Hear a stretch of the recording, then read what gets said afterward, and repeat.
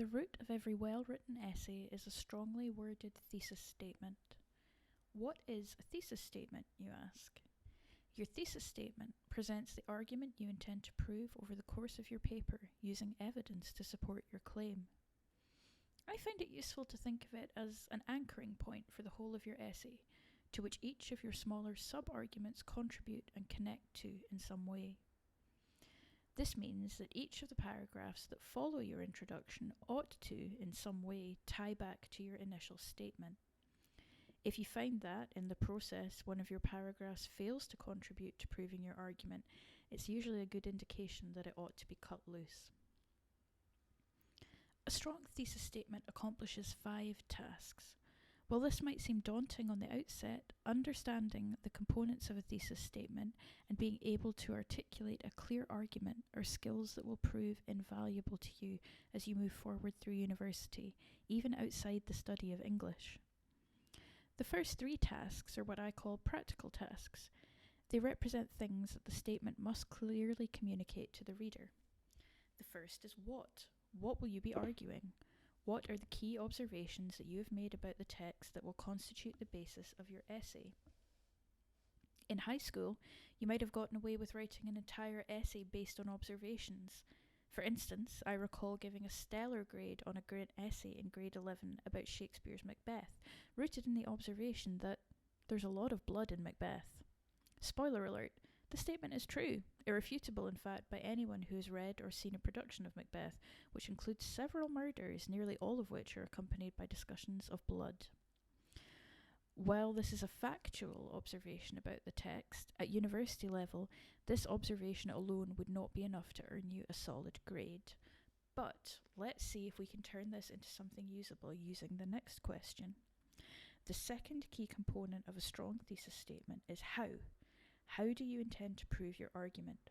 What evidence have you pulled from your text in order to help prove your statement? In a literary essay, it is important that the bulk of your evidence be drawn from your primary text, meaning the novel, play, short story, or poem that you have been assigned in class. To return to my high school thesis statement, it would be easy to find proof that there is a lot of blood in Macbeth. In fact, some of the play's most famous lines revolve around the difficulty of washing it off oneself, both literally and metaphorically. So I have my observation that there's a lot of blood in Macbeth, and I have some spots, pun intended, in the text that will help me prove that there is blood in the text. This was the extent of my high school essay, presenting a series of paragraphs in which I provided examples from the play to show that often blood was referenced. What this essay was missing was the most crucial element of a strong thesis statement, and that is why. Why does this matter? Who cares if there's a lot of blood in Macbeth? Blood and murder both make frequent appearances in Shakespeare's other plays as well, so why is it significant in relation to the study of Macbeth specifically? Not only is why the most complex component of your thesis statement, but it is also the component most often missed by first-year students entering into university courses. You've got your what statement, so now you need a so what statement. Who cares? Why should the reader care? Why is it important to persuade the reader of your particular position on this subject? Perhaps my argument ought to have been less about the fact that there is a lot of blood in Shakespeare, and more about why Shakespeare might have chosen to include so much blood. What could the blood perhaps be representative of? Blood is, in and of itself, a very symbolic liquid. Its presence in us as humans maintains our life force, and its absence, or the loss of it, typically represents the opposite. In the context of this play, blood is both physically present and imagined on surfaces like skin and clothing by particular characters who are associated with the murder of their peers.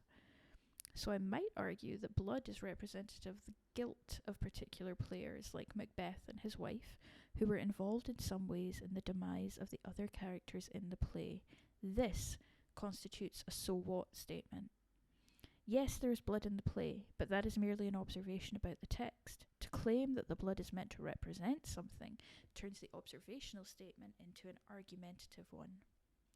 This brings me to the final 2 components of the strong thesis statement, which I call the conceptual tasks.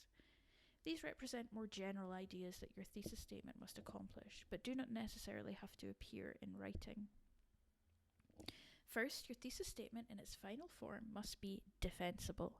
There must be proof in the text or out there in the world of academic scholarship that backs up your claim. You could not argue, for instance, that the sky is green.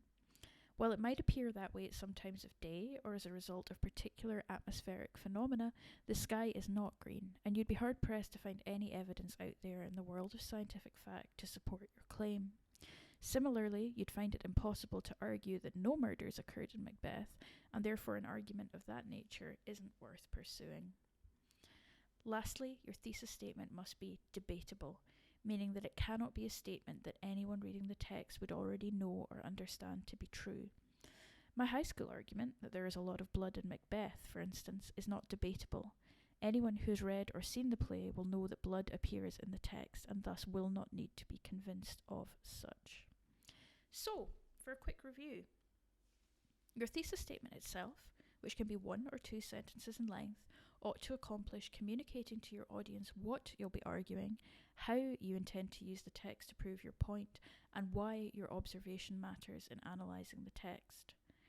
If you have found evidence in the text to support your argumentative stance, then you've already accomplished making your statement defensible and proving that the argument you intend to make isn't entirely obvious to anyone who has read the text. You've also accomplished making your statement debatable. This probably seems like a lot of information to get across in a few sentences, but remember that this is the anchoring point for the rest of your essay, and as such, if it is written poorly or in vague terms, then you risk losing your reader before you've even begun to try to persuade them of your position.